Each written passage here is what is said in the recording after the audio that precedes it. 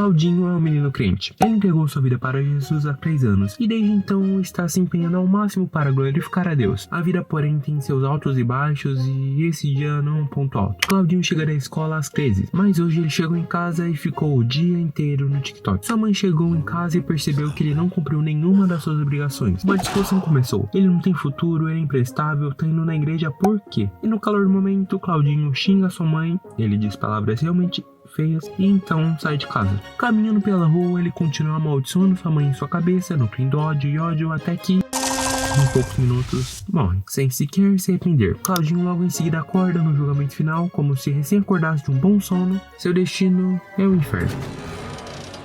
Por quê? Bem, não deu tempo dele se arrepender, logo ele tá condenado pra sempre. Né? Bem, não é assim que funciona. Mas se você acreditou nisso por um segundo, você não tá sozinho nessa.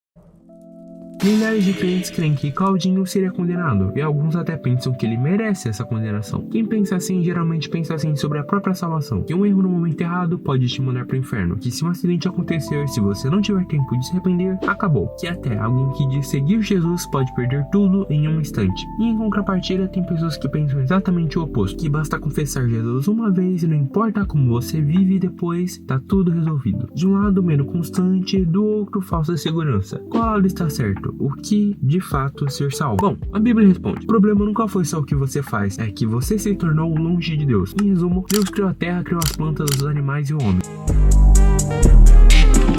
O homem não foi criado como qualquer outra criatura, ele foi feito à imagem e semelhança de Deus, com uma posição única dentro da criação. O homem ficou sozinho no jardim por um tempo e recebeu a mulher. E aí lascou tudo. A serpente convenceu a mulher a pecar. Eva pecou e logo em seguida Adão. Assim fomos expulsos do Éden e o pecado nasceu na humanidade. Adão é o representante, o pai da humanidade. E Adão é um pai tão bom que praticamente nos deu de herança ao pecado. Ou seja, depois de Adão, todo homem nasce em pecado, menos Jesus. E o pecado tem uma consequência clara: separação de Deus. O problema do homem não é só que ele faz coisas erradas, é que ele está separado de Deus e não consegue resolver isso sozinho. E é aí que entra a cruz. Deus amou tanto o homem que ele queria se reconciliar com ele. Então ele mesmo desceu aqui na terra, viveu como homem e morreu na cruz por nós, levando todos os nossos pecados. Todo aquele que crê em Jesus e na obra da cruz, confessa ele como Senhor e Salvador, recebe o presente divino, a salvação. Mas aqui é onde muita gente se confunde. Salvação não é um passe direto pro céu. Repito, salvação não é um passe direto pro céu. É reconciliação com Deus. E confessar Jesus não é o fim, é o começo. Quando isso é real, quando a confissão é real, naquele momento a pessoa recebe o Espírito Santo. Ela nasce de novo. E a partir daí começa um caminho de transformação. A Bíblia chama isso de santificação. Não é isso que salva, mas é o que acontece quando alguém foi salvo de verdade. Ou seja, a salvação não é só um momento isolado. Ela se revela ao longo da vida pelos frutos. Bem, a vida de Claudinho é um bom exemplo disso. Claudinho em algum momento em sua adolescência foi à igreja. E lá ele teve uma experiência fortíssima com Deus. A partir daquele momento, Deus era real para ele. E viver com ele e para ele era seu único propósito. Claudinho nesse dia nasceu de novo. Um processo começou na vida dele. Ele deixou de falar palavrão, renunciou a hábitos, deixou de andar com pessoas, de frequentar certos ambientes. Obviamente ele não se tornou perfeito. Às vezes ele é grosseiro, às vezes esquece de orar, às vezes tem alguma recaída em algum hábito antigo, mas agora é diferente. Ele nasceu de novo. O pecado não é mais confortável. Ele ainda peca, obviamente, mas não consegue permanecer pecando. Existe um conflito quando ele peca. Ele se sente incomodado. Existe uma mudança acontecendo, mesmo que imperfeita. Claudinho não é salvo pelas suas obras. Suas obras são a evidência de que ele nasceu de novo. Ele é salvo porque creu. Em contrapartida, existe o Pedrinho. Pedrinho também foi para a igreja, só que foi diferente. Ele apenas se emocionou, talvez com a palavra, com o pregador ou até com a música. Chegou sim a confessar Jesus, mas foi da boca para fora. Foi emoção. Ou ele só confessou porque todo mundo estava confessando. O famoso Pedrinho vai com as outras. Ele até participou do calendário da igreja, participou de ministério, mas